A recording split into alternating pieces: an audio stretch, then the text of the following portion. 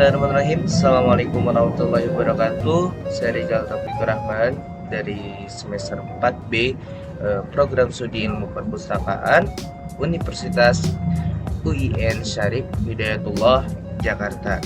Nah, di sini saya akan menjelaskan dan mempraktekkan mengenai uji one way ANOVA menggunakan program SPSS. Nah, ini merupakan tugas mata kuliah statistika dengan dosen pengampu yaitu Bapak Ade Abdul Haq.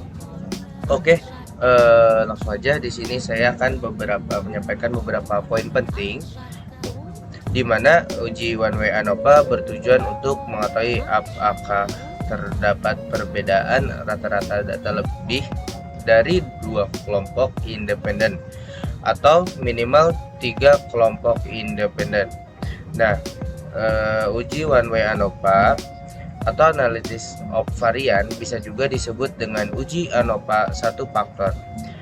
Nah, uji one way ANOVA sendiri merupakan bagian dari statistik parametrik. Nah, di mana asumsi normalitas data itu harus terpenuhi. Nah, apabila asumsi normalitas tidak terpenuhi, ada alternatif lain dari uji one way ANOVA, yaitu uji Kruskal-Wallis ini. Nah, uji Kruskal-Wallis ini merupakan bagian dari statistik non parametrik di mana asumsi normalitas harus tidak terpenuhi atau data tidak berdistribusi normal. Nah, sebelum dilakukannya uji one way ANOVA, ada beberapa syarat yang harus terpenuhi atau dilakukan. Di sini sudah saya rangkum ada 6 syarat.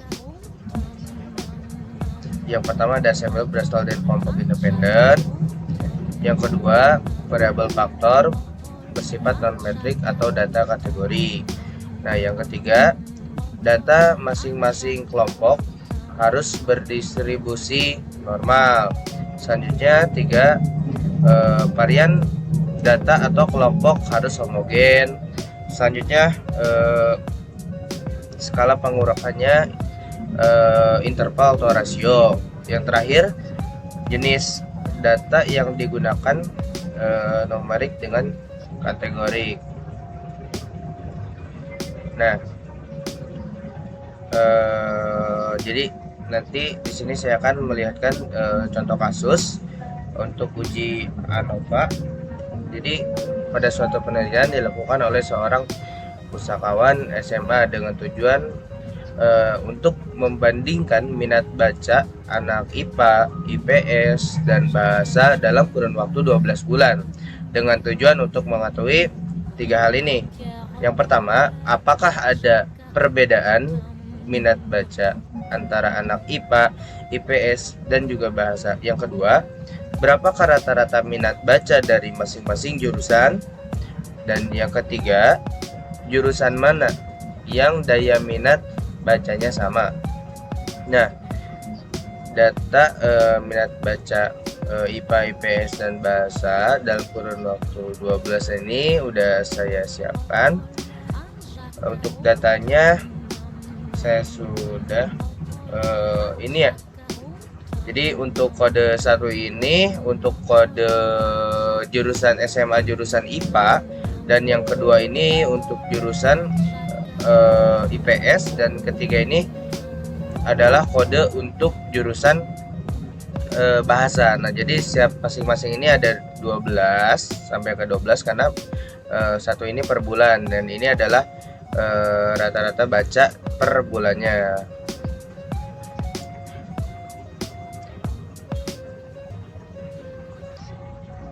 Nah, langsung aja untuk langkah yang pertama kita seperti biasa akan mengisi terlebih dahulu dari variable view-nya ya. Ini saya sudah isi. Untuk ininya beri kode X ya, untuk tipenya numerik, widthnya 8. Untuk desimalnya ini diisikan dengan angka 0. Untuk labelnya kita kasih nama jurusan, dan untuk valuesnya ini diisi pada 1. Lanjut untuk labelnya kita klik IPA ya. Nah, kita add terus oke. Nah, begitupun selanjutnya yang kedua untuk kode IPS, 3 untuk kode bahasa, karena di sini saya sudah masukkan. Untuk ininya tetap nggak harus dirubah lagi scale. Untuk kode yang kedua yaitu menggunakan kode Y, numerik desimalnya 0, dan untuk labelnya ini menggunakan nama minat baca. Nah, langsung aja kita ke data view. Nah, ini udah udah di input ya. Selanjutnya kita akan menganalisis datanya ya menggunakan uji normalitas data terlebih dahulu untuk mengetahui apakah data berdistribusi dengan normal atau tidak. Nah, caranya kita pilih analyze, kita pilih descriptive statistik ya, langsung kita bisa klik explore. Nah, ini karena saya udah pernah input ya, nanti di sini teman-teman masukkan yang ada jurusan E, kita masukin ke factor list. Untuk yang minat baca masukkan ke dependent list. Nah, lalu klik plot. Nah, ini karena saya sudah klik juga, checklist pada bagian normality plot with test. Nah, klik continue, kita pilih oke. Nah, tunggu sebentar. Nah, sudah muncul.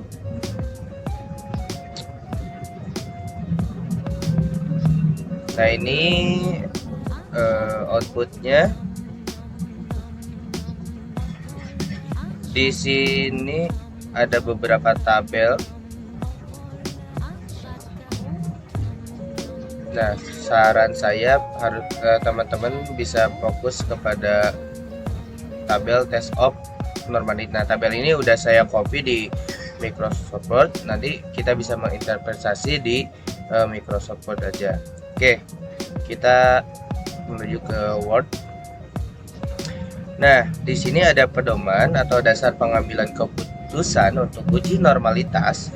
Nah, jika nilai signifikansi lebih besar dari 0,05 maka data berdistribusi normal. Dan jika nilai signifikan lebih kecil dari 0,05 maka data berdistribusi tidak normal. Nah, setelah kita mengetahui pedoman atau dasar pengambilan keputusan untuk uji normalitas, nah, selanjutnya kita bisa menginterpretasi untuk tabel test of normality. Nah, teman-teman semua bisa fokus kepada Shapiro Wheel untuk yang udah saya kasih warna kuning ini. Nah, untuk jurusan IPA mempunyai nilai SIG sebesar 0,166, jurusan IPS memiliki nilai signifikan sebesar 0,287, untuk jurusan bahasa memiliki nilai signifikan sebesar 0,75. Nah, dari ketiga jurusan tersebut memiliki nilai signifikan lebih besar dari 0,05, lebih besar dari 0,5. Nah, ini 1,6 jadi 0,166 lebih besar dari 0,5. Jurusan IPS 0,287 lebih besar juga dari 0,85. Untuk jurusan bahasa ini juga lebih besar ya, lebih besar dari 0,5. Jadi data berdistribusi normal karena nilai signifikannya lebih besar dari 0,05. Bahwa normalitas ini sudah bisa terpenuhi ya.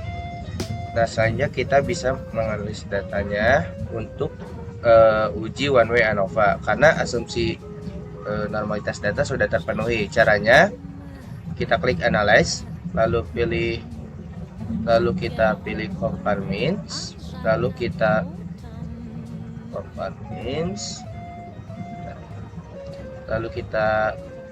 klik one way ANOVA.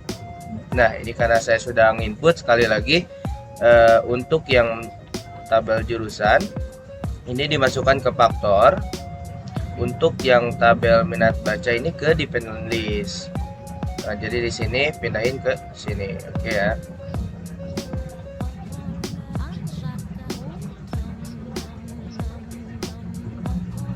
Nah, kita klik kosong, kita klik yang ini karena saya sudah, kalian klik yang 2K SB.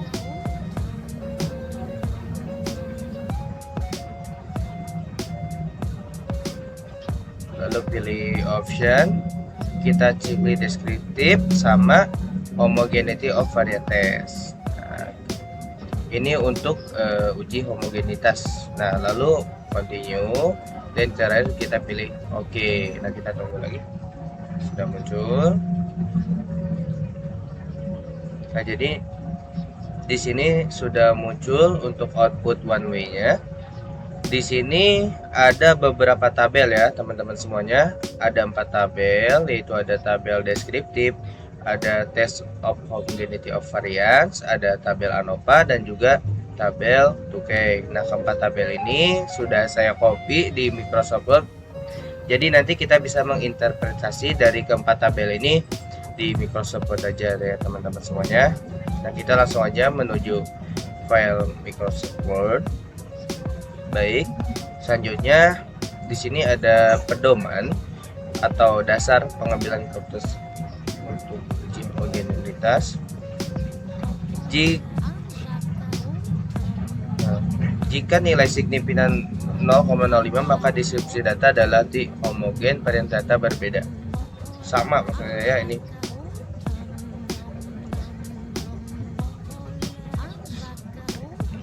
Jika nilai signifikan jika nilai signifikan lebih kecil dari 0,05 maka distribusi data adalah tidak homogen, variasinya data berbeda. Nah, setelah kita telah mengetahui dasarnya, selanjutnya kita menginterpretasi untuk tabel test of homogen of variance-nya, nah, atau uji homogenitasnya. Nah, didapatkan nilai signifikansi sebesar 0,875. Nilai signifikan tersebut lebih besar dari 0,05 maka bisa disimpulkan bahwa varian data adalah homogen. Nah, selanjutnya kita bisa menuju ke pedoman dasar ke pengambilan keputusan untuk uji one way ANOVA. Jika nilai signifikan child lebih kecil dari 0,05 maka ada perbedaan daya minat baca antara jurusan IPA, IPS, dan bahasa secara signifikan. Dan jika nilai signifikan to child lebih besar dari 0,05 maka bisa disimpulkan tidak ada perbedaan minat baca antara jurusan IPA, IPS, dan bahasa secara signifikan. Nah, setelah kita mengetahui dasar pengambilan keputusan dan pedoman untuk uji one way ANOVA, selanjutnya kita bisa menginterpretasi untuk tabel ANOVA-nya. Nah, berdasarkan tabel di atas, yaitu tabel ANOVA, diketahui nilai signifikansi lebih kecil dari 0,05. Nah, di tabel ANOVA ini teman-teman bisa pada signifikansi. Nah, signifikansinya yang didapat 0,031. Nah, lebih kecil dari 0,05. Maka bisa ditarik kesimpulan bahwa rata-rata minat baca ketiga jurusan tersebut berbeda secara signifikan. Nah, selanjutnya kita akan menginterpretasi tabel deskriptif.